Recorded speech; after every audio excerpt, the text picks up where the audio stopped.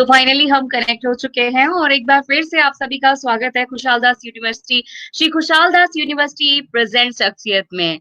साथियों, आप सब हमारे साथ जुड़ रहे हैं और आज जैसा कि मालूम है कि आज 31 मई है और आज इवेंट्स मैनेजर डे है और वर्ल्ड तम्बाकू डे है, यानी कि आज हमें तम्बाकू को छोड़ने का प्रण भी लेना है और जो हमारे सपनों को सजाते हैं सभी इवेंट्स मैनेजर को थैंक्स भी विश करना है।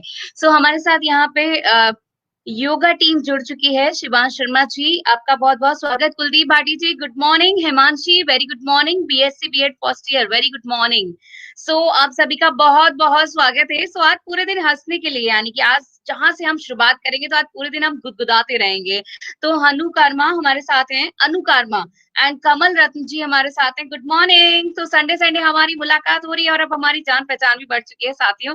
एक बार फिर से आप सभी का स्वागत है। कुलदीप जी, गुड मॉर्निंग। एंड यहाँ पे चरण जी जुड़े हैं, आपका भी बहुत बहुत स्वागत। वतन विजय वर्गीय जी, आपका भी बहुत बहुत स्वागत। ओशो ध्यान ग्राम से जी, प्रणाम प्रणाम, आपका भी बहुत बहुत स्वागत। बाबूलाल शर्मा जी, आपका भी बहुत बहुत स्वागत। सभी का तहे दिल से स्वागत है। राजेंद्र सैन जी, आपका भी बहुत बहुत स्वागत है। थैंक यू सो मच आपके कॉम्प्लीमेंट के लिए। साथियों, आज मैंने कहा कि हम पूरे दिन हंसने वाले हैं। आखिर ऐसा क्या होने वाला है कि पूरे दिन हंसने वाले हैं भाई? आज हमारे बीच में हास्य व्यंग के कवि जो आने वाले हैं, क्योंकि कहते हैं ना कि सब अपनी अपनी विधाओं में। लोकेश जोशी जी हमारे साथ जुड़े हैं यहाँ पर और साथ के साथ हनु हनु, गुड मॉर्निंग। गुड मॉर्निंग, आप तो हमारे लास्ट कॉन्टेस्ट के विनर भी हैं, सो कंग्रेचुलेशंस टू यू। अभी हम आगे बढ़ना चाहेंगे और आप सभी को बताना चाहेंगे क्योंकि आज हमारा ये सेशन 45 मिनट का रहने वाला है। Sheetal Verma, good morning. Good morning everybody. सिर्फ नेम अनाउंस करूंगी, गुड मॉर्निंग मैं सभी को एक साथ विश कर देती हूँ। Very good morning, most energetic good morning to everybody. और यही एनर्जी आप सभी में बनी रहे क्योंकि हम एनर्जी के साथ जीते हैं और हमारी पॉजिटिव एनर्जी हमको पॉजिटिव वाइब्स देती है। कहते हैं ना कि कवियों का अपना अपना अंदाज होता है और वैसे भी कहते हैं कि जहां ना पहुंचे रवि, कि जहां ना पहुंचे रवि वहां पहुंचे कवि। आज रविवार है और हमारे साथ कवि भी साथ होंगे। आज का दिन बहुत ही हमारे लिए खास होने वाला है और आप सभी को बताना चाहूंगी कि आप देख रहे हैं स्क्रीन पर ये पोस्टर और इसके बाद आपको अंदाजा होने वाला है कि चेतन चर्चित, जैसा कि इनका नाम है वैसे ही इनके चर्चे हैं। भाई उत्साह छोटे हैं लेकिन इनकी बातों में शरारतें बड़ी बड़ी होती हैं। जब ये आते हैं मंच पर तो बड़े बड़े धुरंधर भी साइलेंट मोड में आ जाते हैं। आखिर क्या है ऐसा चेतन जी में जो हम चेतन जी से मिलके ही जानने वाले हैं और ये हमारी इंडिया की यंगेस्ट वॉइस हैं। हम इनका वेलकम करना चाहेंगे आप सभी के बीच में और आप सभी को बताना चाहेंगे कि the greatest India laughter challenge में 5 में आप ही एकमात्र ऐसे हास्य व्यंग के कवि थे। और देखिए स्क्रीन पे दिख रहे हैं और चेतन चर्चित जी की मुस्कुराहट देख के हम समझ सकते हैं कितने शरारती हैं ये। नहीं जी, वो तो आपको देख के हंसी आ गई। अरे वाह, क्या बात है। मेरे को तो कल आपकी आवाज सुन के ही बड़ा गुदगुदाना आ गया था, तो मैंने सभी को बोल दिया है कि चेतन जी आने वाले हैं भाई, आज पूरे दिन हम हंसने वाले हैं। ये 40 मिनट्स हमारे पूरे दिन की एनर्जी देने वाले हैं। चेतन जी, आपका बहुत बहुत स्वागत है हमारे बीच में एसकेडी यूनिवर्सिटी प्रेजेंट शख्सियत में। बहुत बहुत शुक्रिया जी, बहुत शुक्रिया। Thank you. सर, हमारे सभी व्यूवर्स हमारे साथ जुड़ चुके हैं और सभी आपका वेलकम तहे दिल से कर रहे हैं। कमल रत्न जी और श्रेयांशी जी यहाँ पर सभी हैं। गुरप्रीत सिद्धू जी, सबसे पहले मैं आपसे वही सवाल पूछना चाहूंगी जो आपके नाम से जुड़ा हुआ है जी। चेतन विजय वर्गीय, लेकिन सारी दुनिया आज इन्हें जानती है चेतन चर्चित। तो ये चेतन जो है इनके चर्चाओं की और चर्चित की शुरुआत कैसे हुई? पहले तो मैं आपके माध्यम से यहाँ पर लाइव आया हूँ, एसकेडी यूनिवर्सिटी का बहुत बहुत शुक्रिया अदा करता हूँ और जो लोग देख रहे हैं उन सभी को प्रणाम करता हूँ। बहुत जो है सुप्रभात। और रही बात नाम की, तो शेक्सपियर ने तो कहा है नाम में क्या रखा है लेकिन मेरा अपना कहना है नाम में बहुत कुछ रखा है। हम कवियों में एक परंपरा रही है उपनाम की और जो बड़े कवि अपने आने वाले जो सितारे होते हैं या आने वाले जो कवि होते हैं उनको उपनाम दिया करते हैं। मैं जिन दिनों मंचों पर आया उस बीच में मैंने खुद ने ही अपना उपनाम रख लिया क्योंकि मैं शुरुआत से मान बैठा था मैं बहुत बड़ा कवि हूँ। तो ये मेरा जो चेतन चर्चित का सफर रहा है, मेरा अपना मानना है कि नाम जो है बहुत सकारात्मक हो ताकि आपका जीवन सकारात्मकता की तरफ बढ़े। तो मैंने अपना नाम चेतन चर्चित इसलिए रखा, जैसा नाम वैसा गुण अगर आ जाए तो इससे बेहतर कुछ नहीं समझता। बिल्कुल, बहुत ही सही बात आपने कही है। और देखिए आपके लिए पुरुषोत्तम जी का एक कमेंट यहाँ पे आया है कि आप बहुत ही युवा कवि हैं और आप लोगों के दिल को जीतने का अपने आप में एक हुनर रखते हैं। और यहाँ पे मक्खन जी भी आपके लिए लिख रहे हैं कि आपके 3 पेज शेयर कर चुके हैं वो अभी तक 3 जगह, यानी कि अरे आपको बहुत पसंद करते हैं, आपके बिगेस्ट फैन है। अच्छा देखिए साथियों, कहते हैं ना कि जब कभी मंच पर हो तो बाबा के साथ और हंसी ठिठोले ना हो तो मजा नहीं आता। तो आपको जो जो बात हमारे चेतन जी की अच्छी लगे आप स्माइली भेज सकते हैं यहाँ पे, ताकि हमें भी पता रहे कि आप लोग एंजॉय कर रहे हैं। राइट चेतन जी? वैसे मैं आपको बता दूं, पुरुषोत्तम जी जो हैं, मुझे मैं यहाँ पर स्क्रीन पे देख पा रहा हूँ, उनका मुझे फोटो दिखा तो मुझे ध्यान है। मैं आपने कहा कि मैं युवा कवि हूँ, लेकिन पुरुषोत्तम जी बड़े वरिष्ठ श्रोता हैं कवि सम्मेलन के। वो वाह वाह। एनसीआर के रहने वाले हैं और इस बीच में इस एनसीआर के इर्द गिर्द 100-150 किलोमीटर में जो भी कवि सम्मेलन होते हैं वो जरूर अटेंड करने आते हैं। तो क्या वो बात है। बड़े अच्छे श्रोता हैं। उनका इसी भी कहते हैं ना स्वागत कि करता हूँ मैं। श्रोताओं का कवि से जुड़ाव अपने आप ही बन जाता है। सो सर, ये लॉकडाउन का समय है और हमारी यूनिवर्सिटी यानी एसकेडी यूनिवर्सिटी ने सोचा है कि सभी को घर बैठे बैठे कुछ एंजॉय कराया जाए, तो आज आप हमारे इस मंच पे हैं। सो सबसे पहले लॉकडाउन कोरोना से ही शुरुआत करते हैं आपसे। इस आ, समय के बारे में आप क्या कहना चाहेंगे? समय तो देखिए अब क्या है कि लॉकडाउन तो खत्म होने आया, अब तो अनलॉकडाउन शुरू हो रहा है। हाँ, और देखिए ऐसा है कि लॉकडाउन भी हालांकि जो रहा है ये कोरोना के चलते बेहद जरूरी था। मैं हास्य व्यंग का कवि हूँ, अपनी बात बड़े अलग ढंग से करता हूँ हमेशा। जी हास्य कवियों को कहा जाता है कि वो कान को उल्टे तरीके से पकड़ते हैं। तो बिल्कुल। मैं वैसे ही कान को पकड़ने की कोशिश करता हूँ, क्योंकि इस कोरोना के खाली समय में लोगों ने कोरोना से बचने के अलग अलग तरीके निकाले। मोदी जी भी आते थे रात को 8 बजे। एक तो मोदी बिल्कुल। जी जब जब रात को 8 बजे आए उन्होंने बहुत कुछ बंद करवा दिया। जब जब पहली बार आए थे तो उन्होंने नोट बंद करवा दिए। जी दूसरी बार आए, आपको ध्यान होगा, उन्होंने देश बंद करवा दिया। तीसरी बार आए तो उन्होंने लाइटें बंद करवा दी थी। अगली बार आएंगे पता नहीं क्या बंद करवाएंगे। लेकिन लेकिन मैं बता दूं, अच्छा एक तो मोदी जी 8 पीएम पर आते हैं, मुझे तो कभी कभी शक होता है मोदी जी हमारे पीएम है या 8 पीएम है। ये बिल्कुल आपने अलग सी बात कही है। लेकिन लेकिन मैं 4 पंक्तियां सुनाता हूं, कवि हूं, तो अपने ढंग से 4 पंक्ति कोरोना से बचने का आप आनंद लेंगे। और जो श्रोता सुन रहे हैं, लगभग 100 लोग जुड़ गए हैं, मैं उन लोगों को मस्ती आ जाएगी। यहीं से आज का कार्यक्रम बहुत अच्छे ढंग से शुरू हो जाएगा। सुनिएगा कोरोना से जी बचने के मेरे अपने तरीके। जी। कि कोरोना से बचने को मेरी एक बात मानो, क्या बात। कोरोना से बचने को मेरी एक बात मानो, चीनी माल का कभी आयात मत करना। अभी ये मुहिम भी चली हुई है कि चाइनीज को हमें बाइकआउट करना है, यहां से शुरू करना और आनंद लेना। कि कोरोना से बचने को मेरी एक बात मानो, चीनी माल का कभी आयात मत करना। तो घर पर ही अपने तुम छुपे रहना, अकेले सड़कों पे आके उत्पात मत करना। घर पर ही अपने तुम छुपे रहना, अकेले सड़कों पे आके उत्पात मत करना। तो प्रेमिका से मिलने की, विशेष सुनिएगा आप, प्रेमिका जी से मिलने की बात सोचना तो दूर, सगी बीवी से भी मुलाकात मत करना। और बचने का सबसे आसान है तरीका यही, सीधे मुंह किसी से भी बात मत करना। वाह वाह। सीधे मुंह किसी से भी बात मत करना। और एक बात और मुझे याद आ गई, इसलिए कहना चाहता हूँ प्रीति जी, अभी जी मैंने कहा कि प्रेमिका से मिलने की बात सोचना तो दूर, सगी बीवी से भी मुलाकात मत करना। जी तो जी जी। ये कोरोना का खौफ तो कुछ यूं चढ़ा हुआ है। मैं तो अविवाहित हूं, लेकिन पति नाम का प्राणी बहुत डरा हुआ है। वो तो अपनी पत्नी को छूने से पहले भी सैनिटाइजर से हाथ धोता है। उसको ये डर है कि कहीं मैं सैनिटाइजर से हाथ ना धोऊं तो कहीं पत्नी से ही ना धोना पड़ जाए। बिल्कुल बिल्कुल आपने सही बात कहा। ऐसी ऐसी स्थितियां हैं। ऐसी ऐसी स्थितियां, और आपका अंदाज ही कुछ निराला है। तो भाई मैसेज भी दिया है यहाँ पे चेतन जी ने कि चीनी माल का उपयोग कम करें, हमारे देश को आत्मनिर्भर बनाना है। अच्छा चेतन सर, अब सबसे पहले आपसे सवाल पूछना चाहूंगी। चेतन जी कहूंगी जी। मैं आपको, आप छोटे हैं, शरारती हैं, ये छोटू की शादी जो है, भाई जी। क्या बात है कि जिसकी बीवी छोटी उसका भी बड़ा नाम है, लेकिन ये छोटू की शादी की मिस्ट्री को सुलझा दीजिए। दरअसल ये मसला कुछ यूं है कि छोटी हाइट वालों के साथ में एक मसला ये रहता है कि उनको बड़ा बुली किया जाता है, जो जो साथ में होते हैं। मैं अलग ढंग से अपना जवाब देने के लिए हमेशा तैयार रहता हूँ। जी और मेरा अपना ये मानना है, मैं तो कॉलेज गया तो पीछे से एक आवाज आई, ये किसका बच्चा खो गया? मम्मी को बोलो बेटा कॉम्प्लेन पिलाए। अच्छा यहाँ तक तो फिर भी ठीक था, कुछ लड़कियों ने तो मुझे गोदी में ही उठा लिया मुन्ना मुन्ना कह के। ओह माय तो गॉड! अपनी स्थितियाँ हमेशा से अलग रही है। तो तो कहा मतलब बेनिफिट मिला आपको? बेनिफिट क्या कहा जाए, मैं तो सच बता रहा हूँ, मेरे घर के सामने से एक समय पे रोज एक लड़की निकलती थी। जी। तो मैंने सोचा, ज्यादा मैं बनिया व्यक्ति हूँ, ज्यादा दूर की हम लोग सोचते नहीं, मैंने कहा यहीं डाका डालो।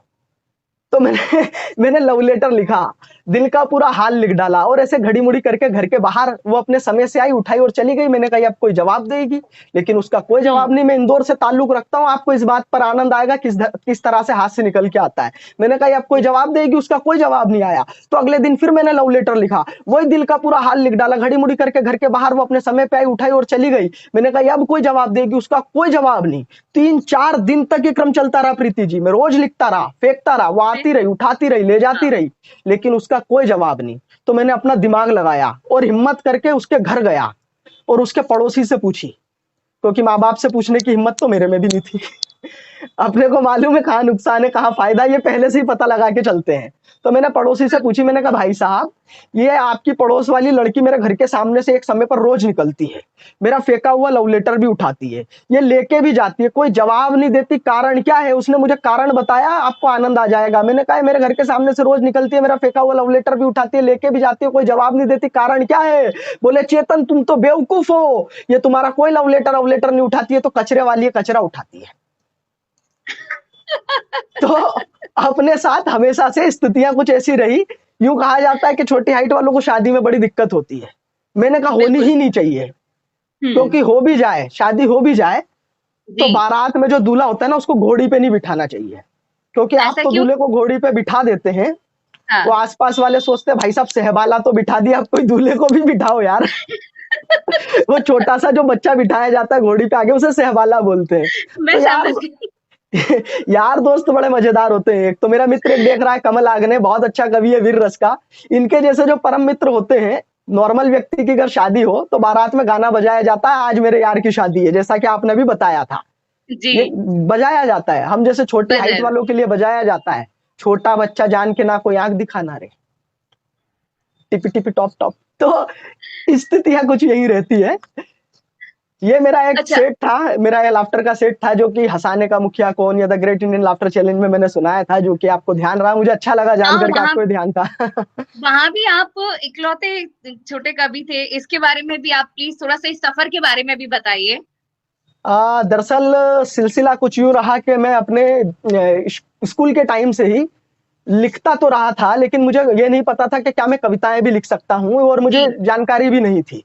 मैं नाटक लिखा करता था, कुछ वैसे छोटे-छोटे से गेग से लिखा करता था, तो कहीं किया करता था और करवाया भी करता था, थिएटर किया और करवाया करता था। यहाँ से जी। सिलसिला शुरू हुआ, एक दफा मौका लगा कि कवि सम्मेलन में जाने का एक योग लगा, और वहां से फिर इस कविता की तरफ रुझान हुआ। तो मेरा जो मिला जुला जो एक कॉकटेल है, जिसमें बातें भी होती है, बतरस भी होता है, जिसमें हास्य व्यंग की कविताएं भी होती है, मेरा एक अपना अलग तरीका भी है कहने का। इन सारी चीजों के बीच में जब लोगों के बीच में एक ये मासूम सा चेहरा जाता है, तो लोगों का वैसे ही प्यार मिल जाता है। ये लोकोक्ति और मुहावरे का अंदाज भी आपका कुछ निराला होता है कि तब से लेके अब तक वाहवाही लूटते हैं आप कि चाय के बारे में भी आपने एक मुहावरा कहा है, और आपने अभी 8 वाली बात कही, आपने मजबूरी का नाम भी पे भी मुहावरा लिखा है, तो मैं चाहूंगी कि वो 2-4 हो जाएं। आप तो पूरी रिसर्च करके आए हुए हैं। भाई हमारे व्यूअर्स चाहते हैं देखिए आपको सुनना, और हमारे साथ कवि राजेश लोटपोट जी भी आपको सुन रहे हैं, और संकेत जी भी आपको सुन रहे हैं, मनोज कुमार जी भी सुन रहे हैं, पंडित ओम यश जी भी सुन रहे हैं। तो ये ओम सभी व्यास चाहते हैं जी। जी, मुझे मैं देख पा रहा हूँ यहाँ पर कमेंट भी, तेजस ओम व्यास से लेकर राजेश लोटपुट भी बहुत अच्छा कवि है, राजस्थान का रहने वाला, और तेजस मेरा छोटे भाई सा है। तो वो सब लोग देख रहे हैं, मुझे बड़ा अच्छा लग रहा है कि वो लोग यहाँ की ऑडियंस के बीच में भी हैं। खैर, आपने मुहावरों की बात की, तो मेरा अपना ये मानना है कि मुहावरे जो आम चलन में है, हमारी राजनीति, हम भारतीय लोग जो है राजनीति में बड़ा विश्वास रखते हैं, राजनीति को अलग ढंग से देखते हैं। मैं तो कवि जी। हूँ, अपनी बात अलग ही ढंग से कहता हूँ, वो मुहावरे हमारे बदल गए। पहले हाँ। मुहावरे कुछ और थे, आजकल मुहावरे कुछ और हैं।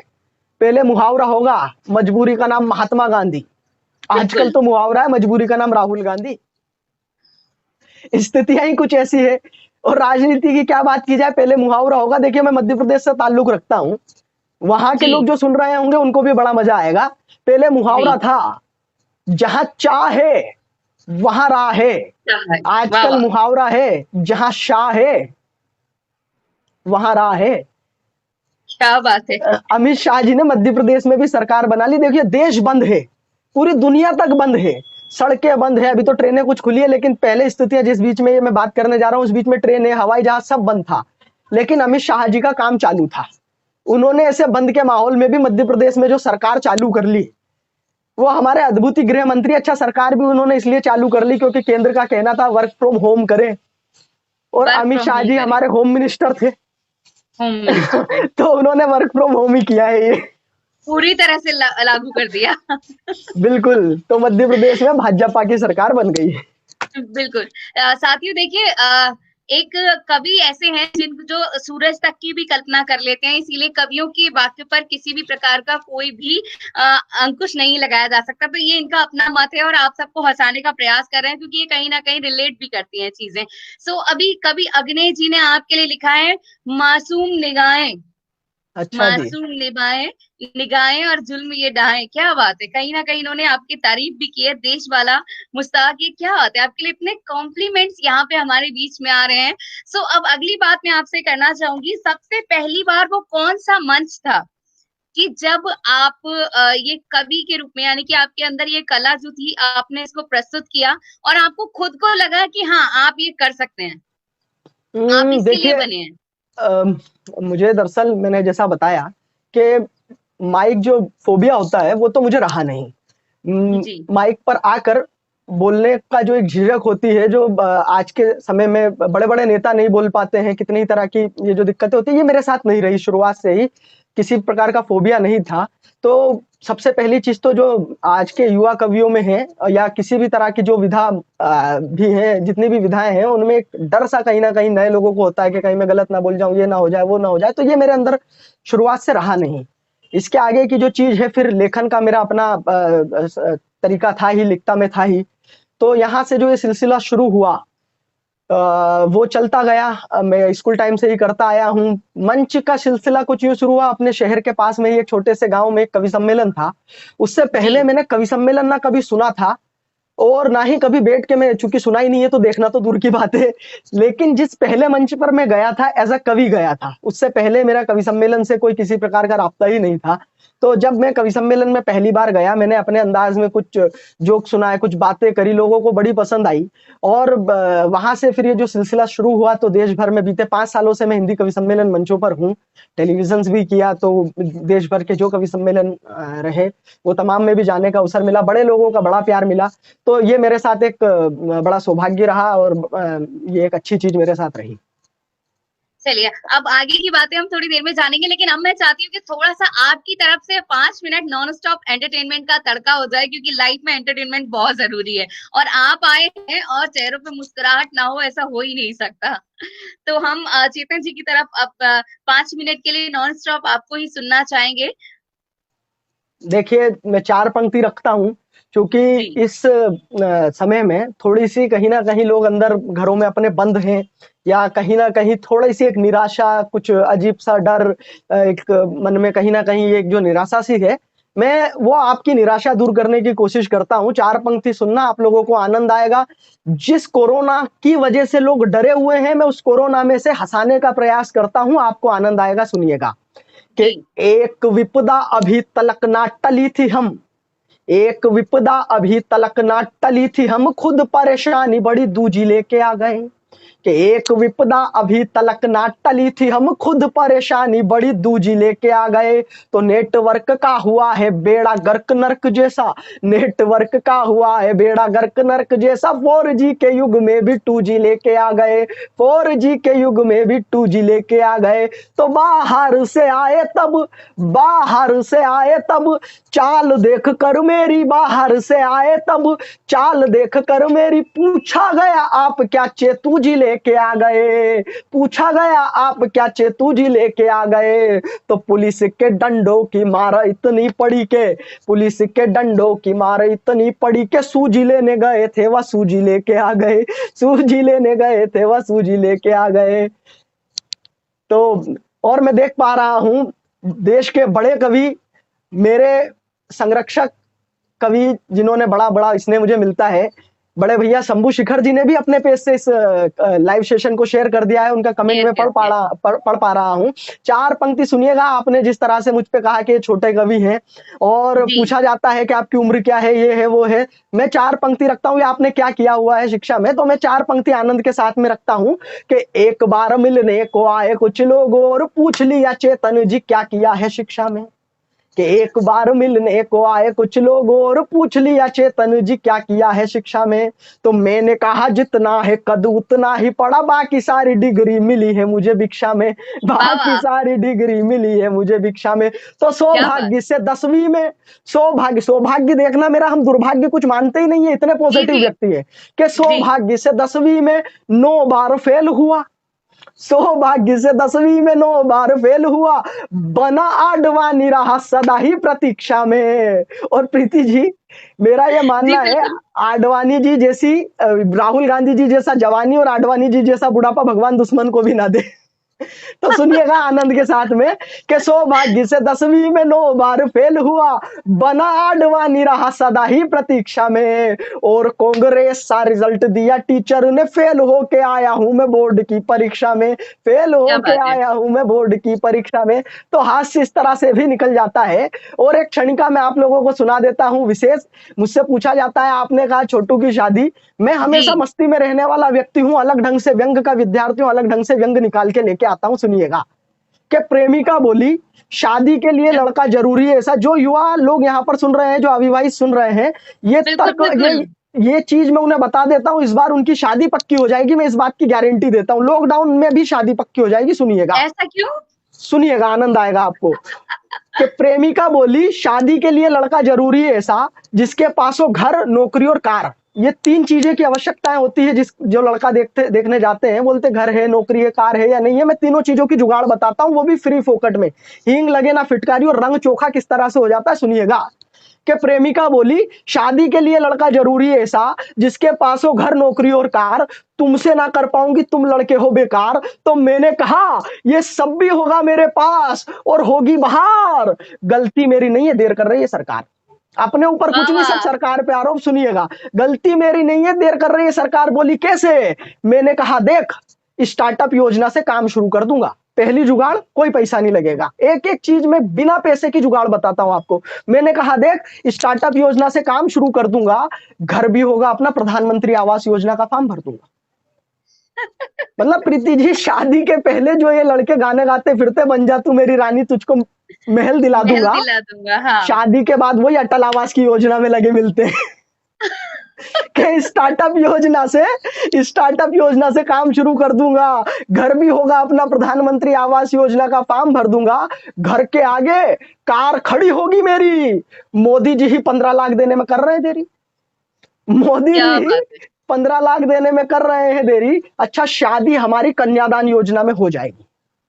देखिए, घर जी, मिल जी। गया, गाड़ी मिल गई, शादी हो गई कन्यादान योजना में। अभी तक कुछ खर्चा नहीं हुआ, लेकिन कॉन्फिडेंस की कहीं कोई कमी नहीं आई है। अगली बात केवल कॉन्फिडेंस की सुनिएगा कि शादी जी, हमारी कन्यादान योजना में हो जाएगी, पर हो बारात मेरी जाएगी। बुलेट ट्रेन से आएगी। पर बारात मेरी बुलेट ट्रेन से आएगी। तो वो बोली कि ऐसे वादे निभाओगे, यानी प्यार में भी राजनीति लगाओगे। तुम्हारी बातें तो लगती है बस जोर जबरदस्ती। मुझे तो बिल्कुल समझ में नहीं आई, जैसे लोगों के समझ में ना आई थी जीएसटी। और ये लगता है कि घर बसाने की तुम्हारी कोई थिंक नहीं है, और तुम्हारा तो आधार कार्ड ही शादी के लिए लिंक नहीं है। लिंक नहीं है, क्या बात है! वाह, वाह! तो आपने सारी ऐसी मतलब ऐसी चीजें भी गवर्नमेंट हो को, जाती है। सारी सारी योजनाओं को शादी से क्या अंदाज में जोड़ा है, सच में मज़ा आ यही गया। यही एक हास्य कवि का एक हास्य कवि होता है, जो चीजों को जो आसपास बिखरी हुई है उन्हें ऐसे समेट देता है कि वो लोगों को इतनी रिलेट करे, इतनी आसान लगे कि उस पर सहज ही हंसी आ जाए। ये सहज हास्य की आज आवश्यकता है इस समय पर। ये ऐसा मेरा मानना है। अब मैं आपसे एक सवाल एसकेडी यूनिवर्सिटी के मंच के माध्यम से पूछना चाहूँगी क्योंकि हमारी यूनिवर्सिटी हर प्रकार के कोर्स कराती है, जैसा कि नाम है कि यूनिवर्सिटी है। सो हमारे बहुत सारे स्टूडेंट्स भी आपको सुन रहे हैं, हमारी ऑडियंस भी आपको सुन रही है। जो लोग, आप खुद युवा हैं, लेकिन फिर भी मैं आपसे यही कहूंगी कि जो स्टूडेंट लाइफ से जो लोग इस कवि की विधा में आना चाहते हैं, काव्य पाठ की विधा में आना चाहते हैं, या कॉमेडी में आना चाहते हैं, किसी भी प्रकार का, चाहे वो व्यंग रस हो, सौंदर्य रस की कविताएं हो, किसी भी तरह से भी अपना करियर इसमें बनाना चाहते हैं, तो उनके लिए आप क्या कहना चाहेंगे? मैं दो बातें विशेष बताना चाहता हूँ। एक जी। तो सबसे पहली चीज के आपको अपना अध्ययन जो भी करना है उसमें अपना काम अपनी चीज इतने सलीके से अलग ढंग से कहने की यहाँ पर आवश्यकता है। दूसरी चीज, जैसा मैं देख पा रहा हूँ शंभू शेखर जी बड़े भैया वो भी देख रहे हैं, उन्होंने तो एक अद्भुत अभी इन दिनों एक काम शुरू किया है। वो कवि सम्मेलन इंडस्ट्री में बहुत बड़ी इंडस्ट्री है हमारी और बहुत सारे लोग आना चाहते हैं, लेकिन कहीं ना कहीं व्याकरण का, कहीं ना कहीं प्रस्तुतिकरण का जो लोग नहीं मिल पाते हैं कि इसमें कौन बताए, किस तरह से लोगों तक ये जानकारी पहुंचे। क्योंकि ये स्कूली पाठ्यक्रम में अपनी जगह होती है हिंदी में, लेकिन एक प्रस्तुतिकरण का एक सबका अपना अंदाज है। तो इन सारी चीजों को लेकर एक बहुत अच्छा सा उन्होंने काम शुरू किया है। कवि हूं मैं करके एक वो कॉन्सेप्ट लेके आए हैं, जिसमें कविता की पाठशाला का वो काम करेंगे। तो वहां से भी उसका एक रजिस्ट्रेशन चार्ज है, वहां से भी आप लोग सीख सकते हैं। जल्दी ही वो इंटरनेट पर अवेलेबल होगा। तो कवि सम्मेलन विधा में आने के लिए तो ये भी एक बहुत अच्छा अवसर है। बाकी दूसरी चीजें जो है वो सबसे महत्वपूर्ण चीज है आपका अपना अंदाज, आपकी अपनी रुचि। आप जिस विधा में जाते हैं, देखिए धीरे धीरे हमारी बहुत सारी विधाएं विलुप्त होती जा रही है, और कलाकारों के लिए तो ये जो कोरोना काल का ये समय है, ये बड़ा ही विपरीत परिस्थितियों वाला समय है। कला का केवल एक ही मतलब है, और वो है उसका ये समझिए कि साधना करना। तो जो ये साधना का जो क्रम है, इसके लिए आवश्यक है कि निरंतर पढ़ते रहना, निरंतर उसमें खोए रहना। और कला तभी सार्थक हो जाती है जब सामने वाला खुद खुश हो जाए, जो करने वाला है वो खुद भी उससे खुश रहे, तो लोगों को खुश भी कर पाएगा अपनी कला के माध्यम से।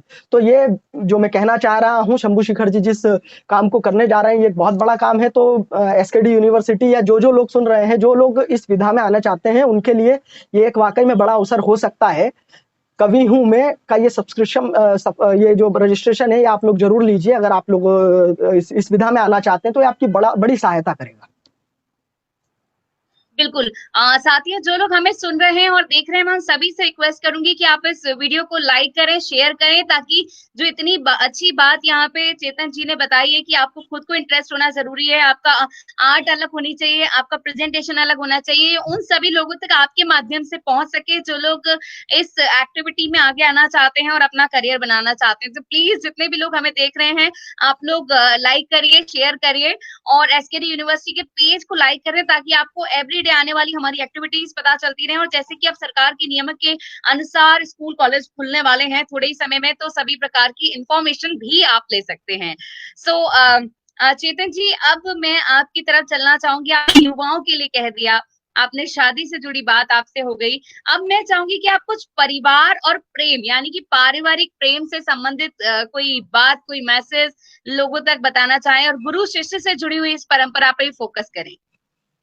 बिल्कुल बिल्कुल। देखिए ये जितना जो भी हास्य है वो परिवार के साथ में, कवि सम्मेलन और ये जो कविताएं हैं अपने आप में, देखिए बहुत सारे विधाएं हो सकती हैं जो हम जो है अपने परिवार के साथ में कितनी बार नहीं देख पाते, लेकिन कवि सम्मेलन और कविता एक ऐसी विधा है जो आप अपने परिवार के साथ में, जिसमें बच्चे भी हों, युवा भी हों, अपने बुजुर्ग भी हों, सबके साथ में देखकर कविताएं सुन सकते हैं और कवि सम्मेलन को एंजॉय कर सकते हैं। मैं आपको एक कविता विशेष सुनाने का मेरा मन था, इसलिए चूंकि ये जो कोरोना काल है, इस बीच में हम एक अलग आपने मेरा हास्य व्यंग का अंदाज देखा, लेकिन मैं एक गीत आप लोगों को विशेष सुनाना चाहता हूं। चूंकि मैं गा नहीं सकता तो मैं गाऊंगा नहीं, और आपको मेरा शुक्रिया अदा करना चाहिए कि मुझे गाना नहीं आता, उसके बाद में भी मैं गा नहीं रहा हूँ। तो मैं एक गीत आपको सुनाना चाहता हूँ, जो काम अभी इस बीच में सोनू सूद जी ने किया। मैं वाकई में उन्हें यहाँ से इस प्लेटफॉर्म से भी उन्हें सैल्यूट करना चाहता हूँ, प्रणाम करना चाहता हूँ। वो जिस तरह से मजदूरों जो पलायन कर रहे हैं, जो जो जो सुविधाएं उन्हें उपलब्ध हुई बस में, या जो भी संसाधन उपलब्ध हुए, उसमें लद कर मजदूर जा रहे थे। उन्होंने फूड पैकेट, साइकिल्स, तमाम काम कर रहे हैं वो समाज सेवा का, जो बड़े बड़े नेता नहीं कर पाए, वो एक हमारा अभिनेता अकेले ने कर दिया। मैं इन परिस्थितियों में जो हमारे मजदूर पैदल ही अपने अपने घरों की ओर, अपनी अपनी मंजिल की ओर चल दिए। मैं उनके लिए एक कविता भी मैंने बीते दिनों लिखी, जो कि सोशल मीडिया पर कहीं बड़े लोगों तक पहुंची, उनके मुझे प्रतिक्रिया भी मिली। तो मैं एक बड़े प्लेटफॉर्म पर हूं, तो मैं एक ऐसी कविता जो मेरी विधा से तो ताल्लुक नहीं रखती, लेकिन लोगों को ये भी लगे कि भाई कवि जो होता है वो सब रसों में लिख सकता है, लेकिन एक मुख्य रस बिल्कुल, चुनना उसके लिए आवश्यक होता है। जो मेरे हास्य बोध लीला है उसके पीछे की जो चीजें और भी हो सकती है, मैं एक गीत के माध्यम से आपको सुनाना चाहता हूँ। बिल्कुल। सुनिएगा। केवल मनोरंजन ही ना कवि का कर्म होना चाहिए। कहीं मैथिली शरण गुप्त जी ने कहा कि केवल मनोरंजन ही ना कवि का कर्म होना चाहिए, उसमें उचित उपदेश का भी मर्म होना चाहिए। तो मैं एक इस बड़े प्लेटफॉर्म से एक बड़ी बात आपके बीच में शुक्रिया के साथ में सोनू सूद जी के लिए रखना चाहता हूं। किस तरह से मजदूर अपने अपने घरों के लिए लौटे कि कलियां कोमल सूख रही है, कलियां कोमल सूख रही है, सरिताएं किस ओर बही है। कलियां कोमल सूख रही है, सरिताएं किस ओर बही है। पैरों की मजबूरी देखो मंजिल तक का पता नहीं है। पैरों की मजबूरी देखो मंजिल तक का पता नहीं है। तो धरती तरस रही है घन को, धरती तरस रही है घन को, माली छोड़ चला उपवन को, माली छोड़ चला उपवन को। और ये देखिएगा किस तरह की निराशा, किस तरह का एक डर मन में है कि अब सब कुछ है खोने वाला, अब सब कुछ है खोने वाला, जाने क्या है होने वाला। अब सब कुछ है खोने वाला, जाने क्या है होने वाला। ये सब कैसे ढो पाएगा सिर पर बोझा ढोने वाला, यह सब कैसे ढो पाएगा सिर पर बोझा ढोने वाला। अब ढोए वो खुद के तन को। कितनी बड़ी बात है, जो सिर जी, पर बोझा ढोता हो, अब उसको उसका अपना शरीर भी वजन लग रहा हो। वजन लग रहा हो। अब ढोए वो खुद के तन को, माली छोड़ चला उपवन को। और किस किस तरह की चीजें रही होंगी। एक शहर जिसे सपनों का शहर कहा जाता है, जिसे माया नगरी कही जाती है, जहां पर लाखों करोड़ों लोग अपने सपने पूरे करने के लिए जाते हैं। वहां से जब लौटे होंगे अपने अपने गांवों के लिए, अपने अपने गंतव्य के लिए, तो उनके मन में कहीं ना कहीं अपने सपनों से भी एक प्रश्न होगा। मैं जी, कहना चाहता हूं कि सपनों ने कितना भरमाया, सपनों ने कितना भरमाया, खुद का साया काम ना आया। सपनों ने कितना भरमाया, खुद का साया काम ना आया। सूरज सिर पर नाच रहा है, तपती धूप झुलसती काया, तपती धूप झुलसती काया। सटीक आया। देखे ऊपर दूर गगन को, ऐसे समय पर केवल ईश्वर को याद किया जा सकता है कि देखे ऊपर दूर गगन को, माली छोड़ चला उपवन को। और अंतिम बंद भी मैं इसका आपको सुनाना चाहता हूं, एक आशा के बिल्कुल, साथ में, एक सकारात्मकता के साथ में। सुनिएगा कि कुछ दूरी पर घर अपना है। मन में एक आशा कि अपने घर पहुंच जाएंगे, पीपल वाली छांव मिलेगी, अपना गांव मिलेगा। तब क्या होगा कि कुछ दूरी पर घर अपना है और तनिक तुझको तपना है। कुछ दूरी पर घर अपना है और तनिक तुझको तपना है। मंजिल भी मिल ही जाएगी, मंजिल भी मिल ही जाएगी, पूरा होने को सपना है। मंजिल भी मिल ही जाएगी, पूरा होने को सपना है। ये समझाता अपने मन को, माली छोड़ चला उपवन को, माली छोड़ चला उपवन को। तो ऐसे समय पर एक सकारात्मक सोच की, एक आशा की आवश्यकता है कि कोरोना हारेगा और हिंदुस्तान जीतेगा। एकला बिल्कुल, देश जीतेगा और कोरोना हारेगा। कितने अच्छे शब्दों में यहाँ पे हमारे साथ चेतन जी ने अपनी बात कही है साथियों। ये बिल्कुल सही बात है कि आज हम अगर प्रवासी मजदूरों के दर्द को समझें और जानें, देखें, समझें, तो कहीं न कहीं हम कह सकते हैं कि आप चेतन जी, आपकी बात को ही मैं आगे बढ़ा रही थी। बहुत अच्छे तरीके से आपने इस दर्द को बयाँ किया है। कहीं न कहीं आज अगर पूरे देश में देखें तो इन प्रवासी मजदूरों का दर्द, जिनके पाँव में छाले हैं, प्यास से हैं लेकिन आगे बढ़ते जा रहे हैं, सिर्फ इसी उम्मीद के उजाले के साथ कि वो अपने घर पहुंचने वाले हैं। लेकिन पल पल उनकी परीक्षा है तपती धूप में, लेकिन कहीं पे उनको उम्मीद है कि वो घर पहुंचने वाले हैं। और अभी थोड़े दिन पहले, जो 2-4 दिन पहले एक तस्वीर, एक वीडियो वायरल हुआ था, उसने सबको हिला के रख दिया कि एक 3 साल का बच्चा अपनी माँ के कंबल के साथ अकेलियां कर रहा है और वो ये जानता भी नहीं है कि उसे, उस बच्चे को उस घर की बिल्कुल। छांव में पहुंचाने के लिए वो माँ इतना चली कि उसके प्राण ही ईश्वर तक पहुंच गए। तो ये देश इस समय बहुत दर्दमय स्थिति से गुजर रहा है और आप जैसे लोगों की सकारात्मक सोच की वजह से ही कहीं न कहीं जो लोग घरों में हैं, वो कुछ पल मुस्कुरा लेते हैं इस दर्द के साथ कि आज अंधेरा है तो कल उजाले भी होंगे। निश्चित तौर पर आज आपका बिल्कुल। अंदाज जो यहाँ सामने आया है, लोगों ने आपके लिए बहुत सारे वाह-वाह भेजे हैं कि आज कुछ अलग पेश किया है आपने, उसके लिए तहे दिल से आपको शुक्रिया है। सो अब हमारे पास आगे के 5 मिनट और हैं। चेतन जी, आप लोगों को क्या मैसेज देना चाहेंगे एसकेडी यूनिवर्सिटी के इस प्लेटफॉर्म से? मैं एक ही बात कहना चाहूंगा। देखिए, आज केवल एक चीज की आवश्यकता है। जैसा कि मैं कहता आया हूँ, हमारे बड़े भाई ये सुमित ओरछा वो कहते हैं कि अंधेरा हार जाता है, उजाला जीत जाता है। तो उजाला निश्चित तौर पर जीतेगा। एकला चलो मिलके लड़ो का ये मंत्र हमें बिल्कुल जीतेगा। ऐसे समय पर एक सकारात्मक सोच की आवश्यकता है और जो तकलीफ के समय में मुस्कुराए। मैं एसकेडी यूनिवर्सिटी का भी बहुत बहुत आभार इसलिए यहाँ से देना चाहता हूँ, उन्हें धन्यवाद करना चाहता हूँ इसलिए भी कि वो ऐसी विपरीत परिस्थितियों में इससे एक लोगों का मनोरंजन भी होगा, लोगों तक बात भी अपनी पहुंचेगी। तो ये एक जो मुस्कुराहट पहुंचाने का, मुस्कुराहट फैलाने का जो ये आप काम कर रहे हैं, ये वाकई में बहुत बड़ा काम है। मैं बस यही कहना चाहता हूं कि ऐसे समय पर, मुश्किलों के समय पर जो मुस्कुराए वो बड़ा व्यक्ति है, वो सकारात्मक व्यक्ति है। तो ऐसे समय पर आपको जो है सकारात्मकता के साथ में आगे बढ़ना चाहिए। ऐसी मुश्किलें निश्चित तौर पर आएंगी और उनसे डटकर बिल्कुल लड़ना होगा और जीतना भी होगा। और जीत तभी पाएंगे जब हम सकारात्मक होंगे। बिल्कुल। Thank you so much Chetan जी, आपके साथ हमें बहुत सारी बातें जानकर और प्रीति जी, मुस्कुराकर। मैंने एक ही बात कही अपने लिए जिंदगी में। मैंने अपने लिए कभी कुछ नहीं लिखा, लोगों को हंसाने के लिए लिखा। लेकिन जब मुझसे पूछा जाता है कि चेतन क्या आवश्यकता है इस छोटी उम्र में ये सब बातें करने की, देश भर की यात्राएं करने की, कवि सम्मेलन की, टेलीविजन की, या जो भी तुम करते हो, क्या आवश्यकता है ऐसी? तो मेरा अपना कहना यह है कि आपको क्या होना चाहिए ऐसे समय पर। स्वाभिमान के साथ में मैंने 4 पंक्तियां लिखी, सुनिएगा। कि सब्र के बांध का कड़ा होना पड़ा। थोड़ा सब्र, थोड़ा धैर्य तो हमें रखना होगा। सब्र के बांध का कड़ा होना पड़ा, जिम्मेदारी ली और खड़ा होना पड़ा। ऐसे समय पर भी किसी ना किसी को जिम्मेदारी लेनी होगी। सुनिएगा कि सब्र के बांध का कड़ा होना पड़ा, जिम्मेदारी ली और खड़ा होना पड़ा। मजबूरियों ने ऐसे मोड़ पर ला दिया कि वक्त से पहले मुझे बड़ा होना पड़ा। वाह, क्या बात है। तो हमें ये आवश्यकता है कि जब विपरीत परिस्थितियां आए तो उसका हंसकर, मुस्कुराकर, डट कर सामना करें, ताकि वो परिस्थिति भी खुद घबरा के भाग जाए। बिल्कुल सर। आपने जो लास्ट में ये जो हम कह सकते हैं एनर्जी बूस्टर दिया है, काबिले तारीफ है। हर इंसान को, हर नागरिक को अपनी जिम्मेदारी समझनी होगी। So thank you so much Chetan ji, आप हमारे साथ जुड़े। और एक लास्ट सवाल पूछ लेती हूँ कि आपका, मैंने सुना है कि कोटा राजस्थान से भी कहीं कोई ताल्लुक है। एक बार वो भी हमारे व्यूवर्स को बता दीजिए, फिर एक कॉन्टेस्ट लॉन्च करने वाले हैं। हाँ जी, बिल्कुल। देखिए, दरअसल मेरा जन्म राजस्थान में ही हुआ है। उसके बाद में परिवार जो है मध्य प्रदेश शिफ्ट हो गया। मेरा दरअसल पूरे हिंदुस्तान से ताल्लुक है। मैं आपको बता दूं, जन्म राजस्थान में हुआ, पला बड़ा मैं मध्य प्रदेश में हूँ। इसके बाद में मेरी कर्म भूमि कुछ समय मुंबई रही, इन दिनों में दिल्ली रहता हूँ। तो कुल मिला के मैं एक सच्चा हिंदुस्तानी हूँ। पूरे देश में घूम घूम के ये बात बताता हूँ। मतलब I love India. I love India. Yes. So आज हम यही चेतन जी से इजाजत चाहेंगे। Thank you so much sir, हमारे साथ इस कार्यक्रम में जुड़ने के लिए। और दोस्तों, आप सभी आज के हमारे इस कार्यक्रम में चेतन चर्चा जी से रूबरू हो रहे थे, जिन्होंने कुछ हंसाया तो देश के पहलुओं पे हमारी दृष्टिकोण यानी कि हमारा नजरिया भी रखा है।